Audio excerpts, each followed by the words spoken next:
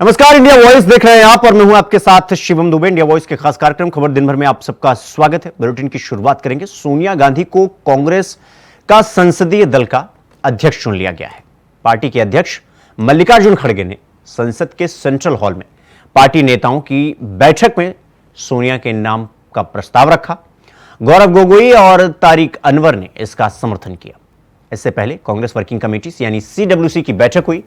इसमें कांग्रेस सांसद राहुल गांधी को लोकसभा में नेता प्रतिपक्ष बनाए जाने का भी प्रस्ताव रखा गया था। सूत्रों के मुताबिक CWC की बैठक में यह संकेत भी मिला कि राहुल वायनाड सीट छोड़कर रायबरेली सीट अपने पास रखेंगे।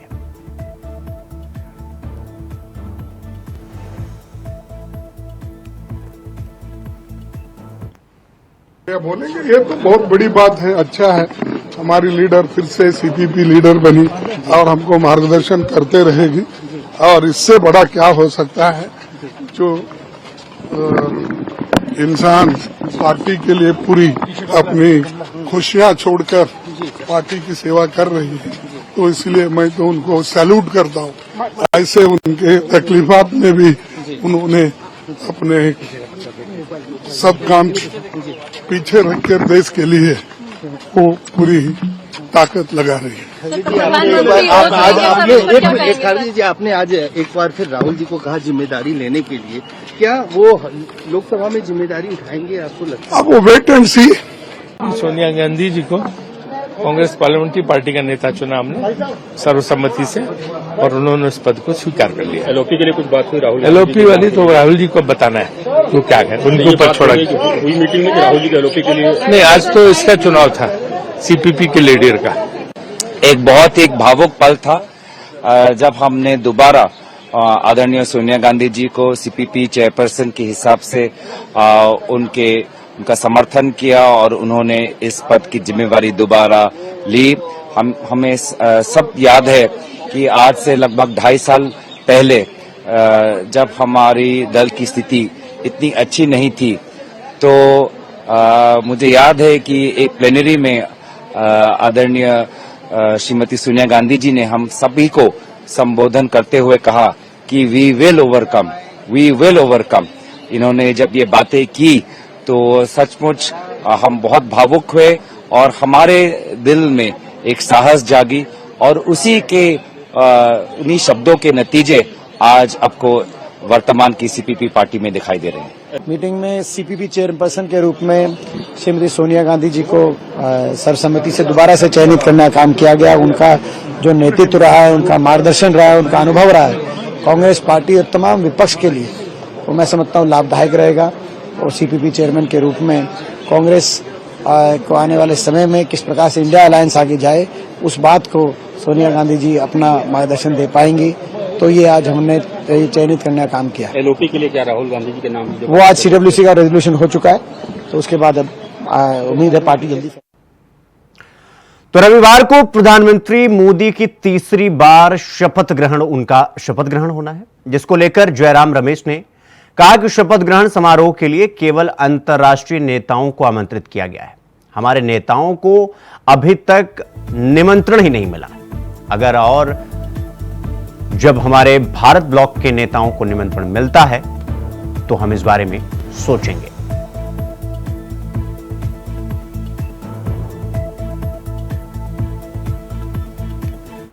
शपथ ग्रहण हो रहा है, वो व्यक्तिगत, राजनीतिक और नैतिक अधिकार होने के जनादेश, प्रचंड जनादेश उनके खिलाफ है। उन्होंने जनादेश उनके नाम पर मांगा था, वो जनादेश नहीं मिला। तो कैसे प्रधानमंत्री पद पर शपथ ग्रहण दे रहे हैं? ये तो 1/3 प्रधानमंत्री है। कोई नैतिक अधिकार नहीं है, राजनीतिक अधिकार नहीं है और व्यक्तिगत उनकी हार हो। प्रचंड बहुमत जनता ने कहा आप प्रधानमंत्री पद पर मत कीजिए, क्योंकि उन्होंने उनके नाम पर मांगा था, मोदी के नाम पर मांगा था। So would you be going to his oath taking? All international invitations have gone. I am not aware of any invitation that has come to the Indian National Congress. But how can we attend the swearing in of an individual who has lost his moral and political legitimacy. Iqbal नहीं है, जनादेश उनके खिलाफ है, प्रचंड जनादेश उनके खिलाफ है। So even if the invite comes, you would not be going. अभी देखिए क्या होता है, पहले तरफ निमंत्रण तो आने दीजिए, पर बड़ी अफसोस की बात है कि कल शपथ ग्रहण हो रहा है, एक तिहाई जो अपना नैतिक, राजनीतिक और व्यक्तिगत अधिकार खो गए और कोई उनकी लेजिटिमेसी नहीं है। उन्होंने जनादेश उनके नाम पर मांगा था, तो जनादेश उनके खिलाफ किया, प्रचंड मात्रा में उनके खिलाफ किया, उनको नकारा गया। जनता नहीं चाहती, किसान नहीं चाहते, पिछड़े वर्ग नहीं चाहते, दलित, आदिवासी, युवा नहीं चाहते, पर फिर भी उन्होंने डेमोक्रेसी को डेमोक्रेसी बनाकर रखा, वो कुर्सी पर बैठना चाहते हैं। तो एक तरफ जहां रविवार को प्रधानमंत्री मोदी की शपथ ग्रहण होना है, तो दूसरी तरफ सियासत का पारा हाई हो चुका है। आइए आपको सुनवाते हैं दिग्गजों के बयान, सुनिए। नीतीश जी का जो अब तक का जो भविष्य है या उनका जो भूतकाल है, जो इतिहास है, वो सभी देशवासियों ने देखा है, खासतौर पर बिहार के लोगों ने देखा है कि कब वो पलटी खा जाएगा कहना मुश्किल है, कब वो चेंज कर लेंगे, इस फ्लोर से उस फ्लोर में चले जाएंगे, ये कहना मुश्किल है। तो आगे देखते हैं क्या करते हैं। पहली बात तो ये कि विपक्ष को इन्होंने जितना क्रश कर सकते थे किया, बावजूद इसके ये परिणाम जो 235 का आया है, अगर बराबरी का मौका मिला होता तो शायद ये 335 होता। चलिए, एक वैसाखी वाली सरकार मोदी जी ने बना ली है, इनका अहंकार इस सरकार को चलने नहीं देगा, अहंकार इनका सरकार गिराएगा। 6 महीने से ज्यादा ये सरकार नहीं चलेगी। लोग भी बने और देश की जनता की आवाज बने, यह हमारी सभी कार्य समिति की इच्छा है और उस आधार पर राहुल जी देश में एलओपी बनेंगे और ये तानाशाह नरेंद्र मोदी की सरकार को जनता के सामने सच लाने में उनको एलओपी बनने के बाद ताकत मिलेगी, ये भूमिका हमारी है। गांधी जी ने जिस रूप से निर्भीकता से हर वर्ग की लड़ाई लड़ी पिछले 10 वर्षों से इस सरकार से, इस राहुल गांधी जी ने जिस रूप से भारत जोड़ो यात्रा करी, मैं समझता हूँ वो एक विशेष बधाई के पात्र हैं। और ये भावना को देखते हुए हम सब ने ये भी आग्रह किया कि राहुल गांधी जी नेता विपक्ष की जिम्मेदारी लें, ऐसी भावना देशवासियों की है, कांग्रेस कार्यकर्ताओं की है और कांग्रेस वर्किंग कमेटी ने में भी यही भावना उभर के सामने आई कि राहुल गांधी नेता विपक्ष की जिम्मेदारी लेते हुए देश को एक मजबूत विपक्ष और एक आने वाले समय का मजबूत विकल्प देने का काम करें। नरेंद्र मोदी जी तीसरी बार इस देश के प्रधानमंत्री के रूप में शपथ लेंगे और मैं जो पिछले 10 साल से उनके साथ काम कर रहा हूं, मेरा विश्वास है कि ये 5 साल देश के लिए एक बहुत बड़ी उड़ान का समय है। बहुत कुछ देश सकारात्मक देखेगा और मैं जितने लोगों से मिल के आया हूं, सब लोग बस एक ही बात कह रहे हैं, मोदी जी को मेरी तरफ से बधाई दे देना। ये भारत का, विकसित भारत का रास्ता खुल रहा है। मैं बाबा विश्वनाथ को बारंबार आभार प्रकट करता हूं। का ये भावनाएं थी कि वो विपक्ष की भूमिका में नेता प्रतिपक्ष बने, आम जनता की आवाज, आम लोगों की जो आवाज है, वो महंगाई, बेरोजगारी, जो आज पूरी तरीके से परेशान है नौजवान, हमारा अग्निवीर, हर चीज को उठाए जिसपे राहुल गांधी जी को सर्वसम्मत से प्रस्ताव किया गया, मुझे लगता है कि उनको स्वीकार करें। हम सब ने अपील की है राहुल गांधी जी को कि आपको विपक्ष का नेता बनना चाहिए, आपको लड़ना चाहिए। एक ऐसे व्यक्ति हैं जो देश के प्रधानमंत्री के सामने खड़े होकर आंख में आंख डाल के बात कर सकते हैं, वो है राहुल गांधी। और जब राहुल गांधी खड़े होंगे तो देश का नौजवान अपने आप को सुरक्षित महसूस करेगा। बिल्कुल बनना चाहिए। वो निडर हैं, साहसी हैं, आंख में आंख मिलाकर बात कर सकते हैं, पढ़ते हैं, मुद्दे उनकी जानकारी में रहता है। यह हमारी वर्किंग कमेटी का सर्वसम्मत से अनुरोध था। मैं उत्तर प्रदेश की जनता को धन्यवाद देता हूं जिन्होंने सही निर्णय लिया और एक ऐसी सरकार के खिलाफ मतदान किया जो तानाशाह हो। हमने जनता को धन्यवाद दिया है, आगे चुनाव की तैयारी के लिए पूरी ताकत से जुटे रहने का संकल्प लिया। राहुल जी जिम्मेदारी लेंगे विपक्ष के नेता के तौर पर? हमारा अनुरोध है, हमें स्वीकार करना चाहिए उन्हें। बुलेटिन में रुकेंगे एक छोटे से ब्रेक के लिए। खबरों का सिलसिला जारी है, फौरन लौट रहा है। ब्रेक के बाद एक बार फिर आप सबका स्वागत है। मेरे साथ रुक करेंगे अगली खबर की ओर। समाजवादी पार्टी के अध्यक्ष अखिलेश यादव ने कहा कि लोकसभा चुनाव 2024 में हमारी पिछड़ा, दलित और अल्पसंख्यक यानी पीडीए की रणनीति कामयाब रही। हमने जनता के मुद्दे उठाए, इसमें भाजपा की नकारात्मक राजनीति खत्म हो गई। अखिलेश यादव समाजवादी पार्टी की संसदीय बोर्ड की बैठक में बोल रहे थे। बैठक के बाद मीडिया को संबोधित करते हुए अखिलेश यादव ने यह कहा कि इन चुनाव में नकारात्मक राजनीति की हार हुई है और जनता के मुद्दों की जीत हुई है। समाजवादी पार्टी देश की सबसे बड़ी पार्टी बनी है। ऐसे में हमारी जिम्मेदारी है कि हम जनता के मुद्दों को उठाएं और हम मुखर होकर ऐसा करते रहेंगे। तो समाजवादी पार्टी की संसदीय बोर्ड की बैठक हुई, जिसमें समाजवादी पार्टी के अध्यक्ष अखिलेश यादव ने बड़ा बयान देते हुए कहा कि हमारी पीडीए की रणनीति कामयाब हुई और नकारात्मक राजनीति की हार हुई और हम देश की जहां इंडिया अलायंस और पीडीए की रणनीति की जीत हुई है, वहीं समाजवादी पार्टी देश के तीसरे नंबर की पार्टी बन गई है। जहां पार्टी को इतना बड़े पैमाने पर जनता का समर्थन मिला है, वहीं समाजवादियों की जिम्मेदारी बढ़ गई है। जनता की एक एक बात, जनता की समस्याओं का उठाना, उनके हित में अपनी बात रखना, समाजवादियों का लगातार संघर्ष रहेगा लोकसभा में, जिससे ज्यादा से ज्यादा जनता के बीच में और उनके लिए सेवा कर सके। यहाँ दो तरह के भारतीय जनता पार्टी की सरकार में सांसद हुए। एक जो जिनको सर्टिफिकेट मिल गया, 2024 के चुनाव में हमारे साथ यहाँ वो लोग हैं जिन्हें सर्टिफिकेट मिल गया, और दूसरी तरफ बहुत सारे ऐसे साथी हैं बीजेपी की सरकार में जिन्हें सर्टिफिकेट नहीं। वहीं उत्तर प्रदेश की अयोध्या सीट पर बीजेपी की हार के बाद अयोध्या के मतदाताओं को लेकर सवाल उठाए जा रहे हैं, जिस पर आम आदमी पार्टी के राज्यसभा सांसद संजय सिंह ने निशाना साधा है। उन्होंने कहा कि बीजेपी अयोध्या में हार गई, इसलिए मोदी जी की ट्रोल आर्मी यहां के लोगों को गालियां दे रही है। उन्होंने कहा कि यह बीजेपी का असली चरित्र है। आज जो डिमांड है एनडीए के दलों की, आज जो भारतीय जनता पार्टी के साथ है, चंद्रबाबू नायडू जी चाहते हैं आंध्र प्रदेश को विशेष राज्य का दर्जा दिया जाए। नीतीश कुमार जी चाहते हैं स्पेशल पैकेज और विशेष राज्य का दर्जा बिहार को दिया जाए। नीतीश कुमार जी की डिमांड आई कि अग्निवीर योजना खत्म की जाए, उनकी पार्टी कह रही है, और यूसीसी पे पुनर्विचार किया जाए। तो ये सारी चीजें ऐसी हैं जिस पर भारतीय जनता पार्टी का क्या रुख होगा वो देखना होगा।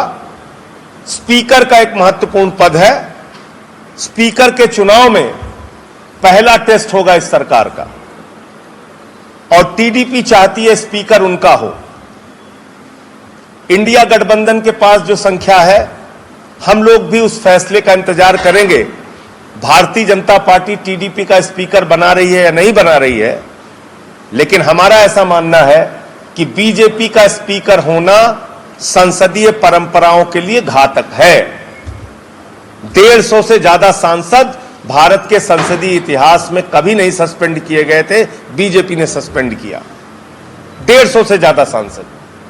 इसलिए अगर बीजेपी का स्पीकर होगा तो संविधान को तार तार करके मनमानी ढंग से बिल पास किए जाएंगे। अगर बीजेपी का स्पीकर होगा तो टीडीपी जैसी पार्टियां, जेडीयू जैसी पार्टियां और भी छोटी छोटी जो पार्टियां हैं, उनको तोड़ा जाएगा, मरोड़ा जाएगा, अपने साथ शामिल किया जाएगा, जो बीजेपी का इतिहास है। अगर बीजेपी का स्पीकर होगा तो सांसदों के आवाज उठाने पर उनको मार्शल से फिकवाकर बाहर किया जाएगा। इसलिए अगर टीडीपी के स्पीकर को बीजेपी सपोर्ट नहीं करती है तो इंडिया गठबंधन के दलों को विचार करना चाहिए कि उस समय हम क्या फैसला लेंगे। लेकिन मुझे लगता है व्यक्तिगत रूप से, और हमारी पार्टी को लगता है, कि स्पीकर जो है वो बीजेपी का नहीं होना चाहिए। अगली खबर गोंडा से है, जहां यूपी में बीजेपी की करारी हार को लेकर बीजेपी के पूर्व सांसद बृजभूषण शरण सिंह ने प्रतिक्रिया दी है। आपको बता दें कि बृजभूषण शरण सिंह ने यह बताया कि हारने के तमाम कारण हैं और उन्होंने कहा कि मुझे अधिकार नहीं है कि मैं समीक्षा करूं। एनडीए गठबंधन को लेकर उन्होंने कहा कि चुनाव से पहले का गठबंधन है, पूर्ण बहुमत से सरकार बनेगी। साथ ही उन्होंने कहा कि 5 साल का कार्यकाल पूरा भी करेगी और देश के लिए यह अच्छी बात है। विपक्ष को जितनी सीट मिल गई है, आधा चुनाव खत्म होने के बाद एहसास हुआ कि हम इतना अच्छा चुनाव लड़ रहे हैं। देखिए, तमाम कारण है, लेकिन मुझे यह अधिकार प्राप्त नहीं है कि मैं उसकी समीक्षा कर सकूं। समीक्षा करने का अधिकार है संगठन का, समीक्षा करने का अधिकार है प्रदेश नेतृत्व का, समीक्षा करने का अधिकार है राष्ट्रीय नेतृत्व का। हर आदमी का अलग अलग दृष्टिकोण है, अलग अलग सोच है। हर आदमी अलग अलग दृष्टिकोण से इस चुनाव को ले रहा है और मैं आपका उत्तर देने में सक्षम नहीं हूं। ये जो गठबंधन है एनडीए का, ये चुनाव के पहले का गठबंधन है और कोई दिक्कत नहीं होने वाली है। पूर्ण बहुमत की सरकार बनेगी और 5 साल कार्यकाल पूरा करेगी और देश के लिए भी यही अच्छा है, क्योंकि विपक्ष को जितनी सीटें मिल गई हैं, आधा चुनाव निकल जाने के बाद उनको एहसास हुआ कि हम इतना अच्छा चुनाव लड़ रहे हैं।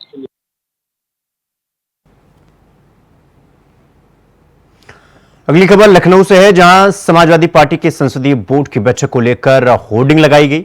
आपको बता दें कि होर्डिंग में सबके अखिलेश और अयोध्या के अवधेश के नाम का नारा लिखा हुआ है। समाजवादी पार्टी के मुख्यालय के सामने लगी होर्डिंग चर्चा का विषय बन गई।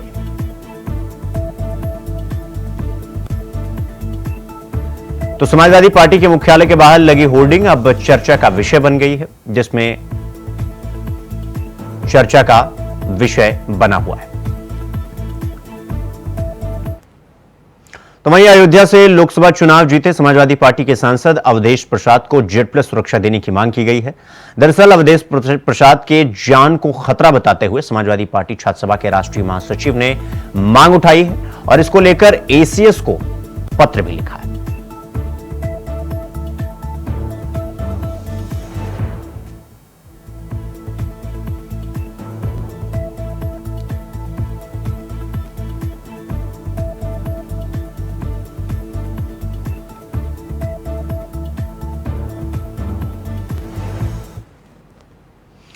तो 4 जून को जारी हुए नीट यूजी 2024 के परिणाम को लेकर लगातार विरोध का दौर जारी है। मध्य प्रदेश में मामले को लेकर हाईकोर्ट में आज याचिका दायर की गई। शनिवार को कांग्रेस का छात्र संगठन एनएसयूआई ने पीएससी के सामने प्रदर्शन किया। इस दौरान उन्होंने नीट परीक्षा परिणाम 2024 की जांच सीबीआई से करने की मांग की। एनएसयूआई ने जमकर विरोध प्रदर्शन भी किया। इस दौरान राजधानी भोपाल में एनएसयूआई के प्रदेश अध्यक्ष आशुतोष चौकसे ने प्रोटेस्ट करते हुए नीट परीक्षा में धांधली का आरोप लगाया। नीट में 695 अंक आए हैं और हमारा ऑल इंडिया रैंक 3473 है। आज बनारस से तमाम स्टूडेंट्स यहाँ बीएचयू गेट पर प्रोटेस्ट करने आए हैं एनडीए और नीट के इन रिजल्ट्स के खिलाफ, जिसमें कि काफी ज्यादा फ्रॉड हुआ है, बहुत ज्यादा रैंक इन्फ्लेशन देखा गया है तथा काफी सारे स्कैम सामने आ रहे हैं। कुछ लोगों को 718, 719 अंक भी आए हैं। एनडीए का दावा है कि उन्होंने ग्रेस मार्क्स दिए हैं और ग्रेस मार्क्स इन्होंने कुछ ही स्टेट्स में दिए हैं, पर उन स्टेट्स के बाहर भी ऐसे ग्रेस मार्क्स के केसेस आ रहे हैं जिनका कोई थोड़ा ठिकाना नहीं है कि वो किस आधार पर दिए गए हैं। एनडीए कहती है टाइम लॉस के आधार पर। तो क्या एग्जाम सेंटर पे एनडीए के ऑफिशियल्स और एनडीए की घड़ी नहीं थी जो कि वो हर एग्जाम के सेंटर पे देते हैं? तो फिर ये टाइम लॉस की बात कहाँ से आती है? और इसके अलावा सारे स्टूडेंट्स के साथ जो अन्याय हुआ है, एनडीए इस पर अब तक चुप क्यों है? काफी राज्यों में पेपर लीक की बात सामने आई थी और एनडीए लगातार इसे नकार रही है। बिहार के पटना व नालंदा में पुलिस ने काफी लोगों को इस बारे में पकड़ा भी है, एफआईआर दर्ज हुई है और स्टूडेंट्स ने खुद कबूल किया है कि पेपर लीक हुआ था, उन्हें पेपर रटवाया गया था और फिर भी एनडीए चुप है। अगली खबर अमेठी से है, जहां नवनिर्वाचित सांसद केएल शर्मा से राहुल गांधी का परिवार मिलने पहुंचा।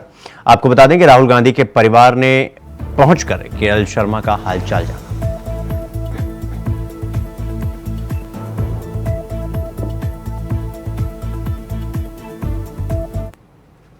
अगली खबर मुरादाबाद से है, जहां समाजवादी पार्टी के पूर्व जिलाध्यक्ष डीपी यादव ने अपने निवास पर गोली मारकर आत्महत्या कर ली। आपको बता दें कि लोकसभा चुनाव के दौरान उन्हें जिला अध्यक्ष पद से हटाया गया था। तो वहीं बताया जा रहा है कि डीपी यादव ने मझोला थाना क्षेत्र में अपने बुद्धि विहार स्थित आवास पर सुसाइड कर लिया। सूचना मिलते ही मौके पर पहुंची पुलिस ने शव को कब्जे में लेकर पोस्टमार्टम के लिए भेज दिया, जिसके बाद एसएसपी ने घटनास्थल का निरीक्षण किया।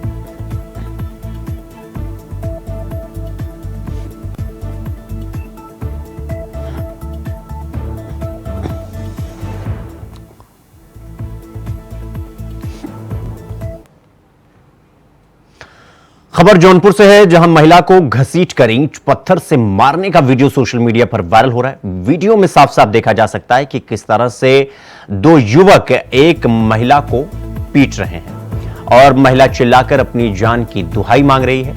आपको बता दें कि पुलिस ने दोनों युवकों के खिलाफ मुकदमा दर्ज कर आगे की कार्रवाई शुरू कर दी।